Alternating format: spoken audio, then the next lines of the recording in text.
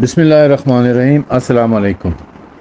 یہ امام علی علیہ السلام کی خلافت کے حوالے سے جو سلسلہ چل رہا ہے گفتگو کا، اس میں آج میں آپ کی خدمت میں یہ عرض کرنا چاہتا ہوں کہ سب سے پہلے رسول اکرم صلی اللہ علیہ وسلم نے دعوت ذو العشیرہ کے موقع پر علی علیہ السلام کو اپنا خلیفہ مقرر کیا تھا۔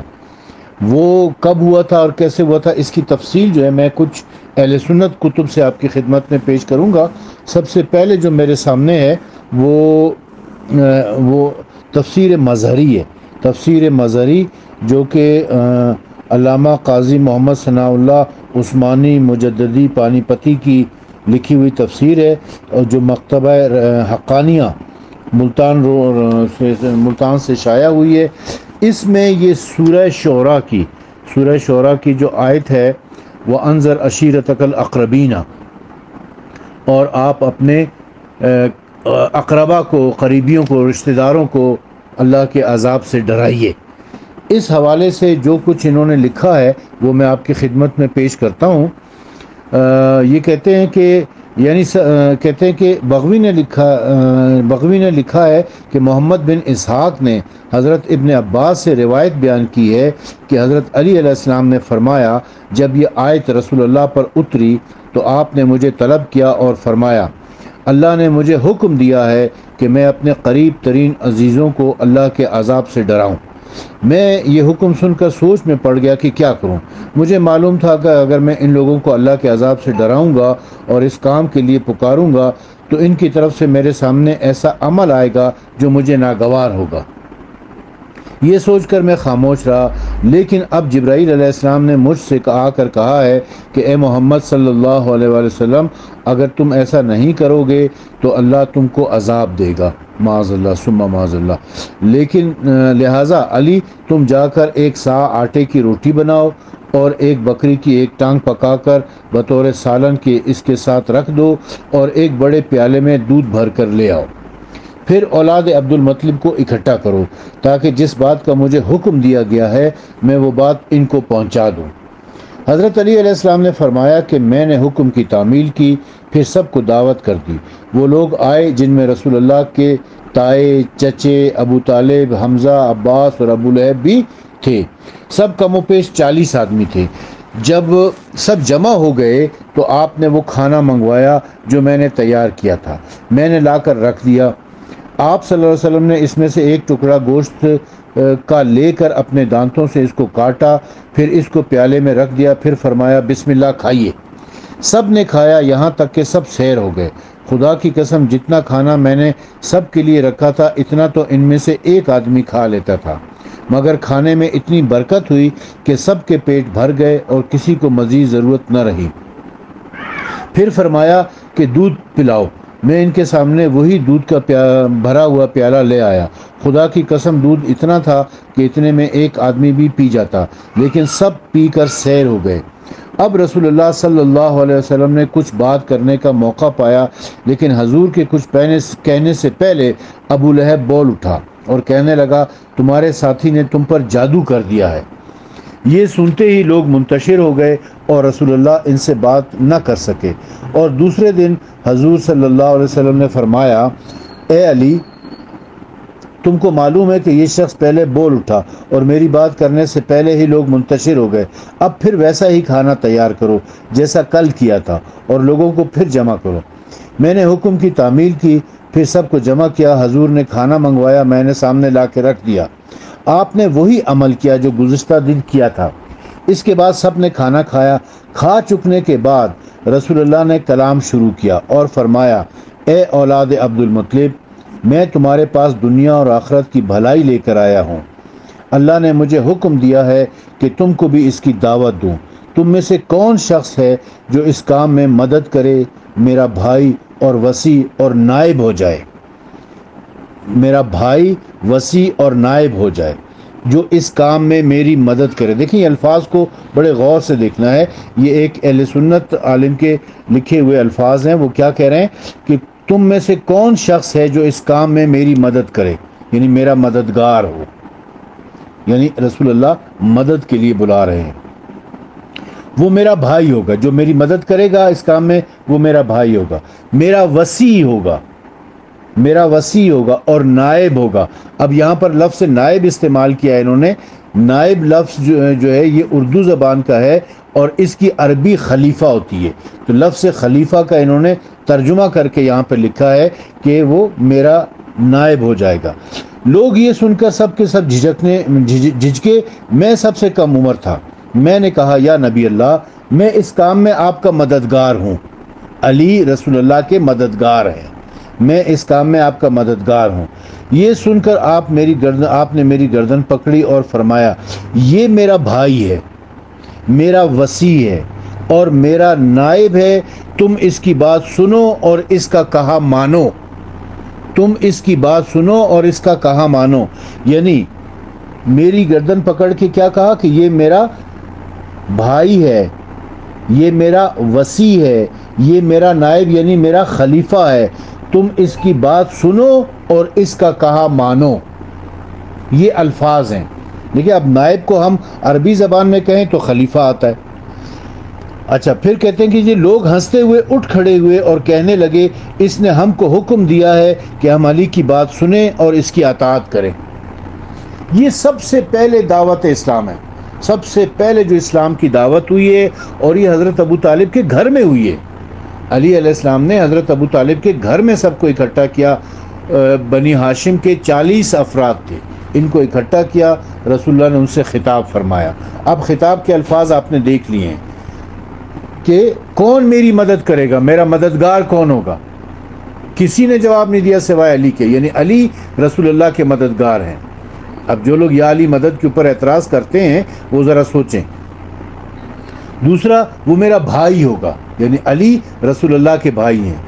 وہ میرا وصی ہوگا، یعنی میرے بعد وہی میرا سب کچھ ہوگا۔ وہ میرا نائب ہوگا، یعنی میرے بعد وہ میرا سکسیسر ہوگا، میرا خلیفہ ہوگا، میرا جانشین ہوگا۔ اور لوگ جو ہے نا وہ ہنستے ہوئے اٹھ کر چلے گئے۔ یہ میں نے آپ کو پیش کیا تفسیر مظہری سے۔ اب ہم آ جاتے ہیں تفسیر ابن کثیر کی طرف۔ تفسیر ابن کثیر آپ لوگ جانتے ہیں کہ بڑی مشہور و معروف تفسیر ہے، جو کہ اہل سنت خاص طور پر دیوبندی وہابیوں کے اندر بڑی مشہور و مقبول ہے، کیونکہ ابن کثیر جو ہیں یہ بنو امیہ کے بڑے حامی مانے جاتے تھے۔ علامہ عماد الدین ابن کثیر ان کا نام ہے۔ اس کا ترجمہ مولانا اشرف علی تھانوی نے کیا ہوا ہے اور یہ مکتبہ قاسمیہ سے شائع ہوئی ہے۔ اس میں جو کچھ لکھا ہوا ہے یہ تو خیر طویل روایت ہے، میں متعلقہ حصہ آپ کو پڑھ کے سنا دیتا ہوں۔ اسی دعوت ذوالعشیرہ کے بارے میں، اسی آیت کی تفسیر میں لکھتے ہیں کہ حضرت علی سے منقول ہے کہ جب یہ آیت اتری تو حضرت صلی اللہ علیہ وسلم نے اپنے خاندان کو جمع کیا۔ یہ 30 شخص تھے۔ جب یہ کھا پی چکے تو حضرت صلی اللہ علیہ وسلم نے فرمایا کون ہے جو میرا قرض اپنے ذمہ لے اور میرے بعد میرے وعدے پورے کرے، وہ جنت میں بھی میرا ساتھی اور میری اہل میں میرا خلیفہ ہوگا۔ تو ایک شخص نے کہا کہ آپ تو ایک سمندر ہیں، آپ کے ساتھ کون کھڑا ہو سکتا ہے؟ 3 دفعہ آپ نے فرمایا لیکن کوئی تیار نہ ہوا، تو میں نے کہا یا رسول اللہ میں اس کے لیے تیار ہوں۔ تو رسول اللہ نے کیا فرمایا تھا کہ کون ہے تم لوگوں میں سے جو میرا قرض ادا کرے گا، جو میرا قرض اپنے ذمہ لے گا، میرے بعد میرے وعدے پورے کرے گا۔ ابھی اسلام کا آغاز ہو رہا ہے، بالکل ابتدا ہے، سب سے پہلا دعوت اسلام جو ہے نا دی جا رہی ہے، سب سے پہلی دعوت اسلام جو ہوئی ہے وہ، اس میں رسول اللہ فرما رہے ہیں کہ کون ہے جو میرا قرض ادا کرے گا، میرے بعد میرے وعدے پورے کرے گا، وہ جنت میں بھی میرا ساتھی ہوگا اور وہ میرا خلیفہ ہوگا۔ تو ایک شخص نے کہا کہ آپ تو ایک سمندر ہیں، آپ کے ساتھ کون کھڑا ہو سکتا ہے؟ 3 دفعہ آپ نے فرمایا کوئی نہیں کھڑا ہوا، تو علی علیہ السلام کہتے ہیں کہ میں نے کہا کہ یا رسول اللہ میں تیار ہوں۔ یعنی علی علیہ السلام رسول اللہ کے بعد رسول اللہ کا قرض ادا کرنے والے ہیں، رسول اللہ کے وعدے پورے کرنے والے ہیں، رسول اللہ کے جنت میں ساتھی ہیں، اور رسول اللہ کے بعد رسول اللہ کے خلیفہ ہیں، رسول اللہ کے بعد رسول اللہ کے خلیفہ ہیں۔ ابھی اسی واقعے کو اسی آیت کی تفسیر میں علامہ طبری نے، تاریخ طبری بڑی مشہور تاریخ ہے کہ جو تاریخ طبری کے حوالے سے مشہور ہے، اس کی جلد نمبر 1 یہ علامہ ابو جعفر محمد بن جریر الطبری کی لکھی ہوئی ہے، جس کا ترجمہ مولانا سید محمد ابراہیم ندوی نے کیا ہے، اور جس کی ترتیب و تشکیل جو ہے مولانا محمد ثناء اللہ سعد شجاع آبادی نے کی ہے، اور یہ شائع ہوئی ہے عبداللہ اکیڈمی اردو بازار لاہور سے۔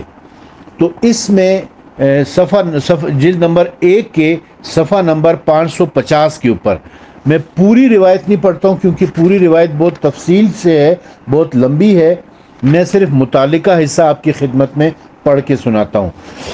کہتے ہیں کہ اس کے بعد رسول اللہ صلی اللہ علیہ وآلہ وسلم نے فرمایا، اے بنو عبد المطلب، میں نہیں جانتا کہ کوئی عرب مجھ سے پہلے اس سے بہتر کوئی نعمت تمہارے پاس لایا ہو جو میں تمہارے لیے لایا ہوں۔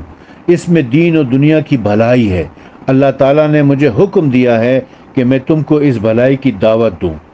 تم میں سے کون ہے اس معاملے میں میرا بوجھ بٹانے کے لیے آمادہ ہوتا ہے تاکہ وہ میرا بھائی بنے، میرا وصی ہو اور تم میں میرا جانشین ہو۔ اس دعوت پر سب کے سب ساکت و صامت رہے، کسی نے حامی نہیں بھری۔ البتہ میں نے کہا، یعنی علی علیہ السلام روایت کریں کہ البتہ میں نے کہا، حالانکہ میں اس جماعت میں سب سے کم عمر تھا، سب سے زیادہ چھوٹی آنکھیں تھیں، پیٹ بڑا اور پنڈلیاں پتلی پتلی تھیں۔ اے اللہ کے نبی، میں آپ کا وزیر بنتا ہوں۔ رسول اللہ صلی اللہ علیہ وسلم نے میری گردن تھام کر کہا، یہ میرا بھائی ہے، میرا وصی ہے اور تم میں میرا خلیفہ ہے۔ تم اس کی بات کو سنو اور جو کہے اسے بجا لاؤ۔ اس پر ساری جماعت ہنسنے لگی اور انہوں نے ابو طالب سے کہا کہ سنو، تم کو حکم ہوا ہے کہ تم اپنے لڑکے کی اطاعت اور فرما برداری کرو۔